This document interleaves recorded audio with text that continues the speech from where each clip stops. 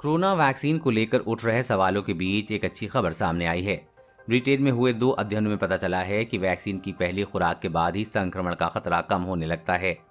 वैज्ञानिकों ने ब्रिटेन में इस्तेमाल की जा रही ऑक्सफोर्ड एस्ट्राजेनिका या फाइजर बायोएनटेक वैक्सीन को अपने शोध में शामिल किया।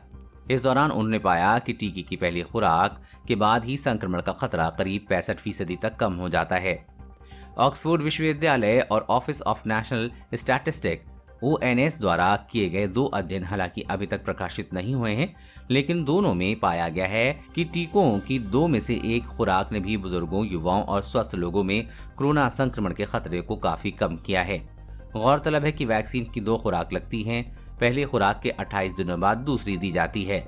माना जा रहा है कि यह अध्ययन कोरोना वैक्सीन को लेकर उठी आशंकाओं को खत्म करने में अहम भूमिका निभाएगा। वैक्सीन को लेकर लोगों के मन में कई तरह के सवाल हैं। वैक्सीनेशन के बाद भी संक्रमण की खबरों ने टीके को लेकर उनके विश्वास को प्रभावित किया है, लेकिन इन स्टडीज में ये साफ होता है कि वैक्सीन लगवाना कितना जरूरी है। हालांकि शोधकर्ता ने सतर्क किया है कि वैक्सीन लगवाने के बाद भी व्यक्ति संक्रमित हो सकता है और बिना लक्षणों के संक्रमित होने के बाद वो इस जानलेवा वायरस को फैला सकता है। इस कारण मास्क लगाने और सोशल डिस्टेंसिंग का सख्ती से पालन करने की जरूरत है। इस तरह हुई स्टडीज अनुसंधानकर्ताओं ने सितंबर 2020 के अप्रैल 2021 के बीच ब्रिटेन में 3,50,000 लोगों के टेस्ट रिपोर्ट का विश्लेषण किया और पाया कि टीकों की पहली खुराक के 21 दिनों के बाद कोरोना वायरस संक्रमण में कमी आई है।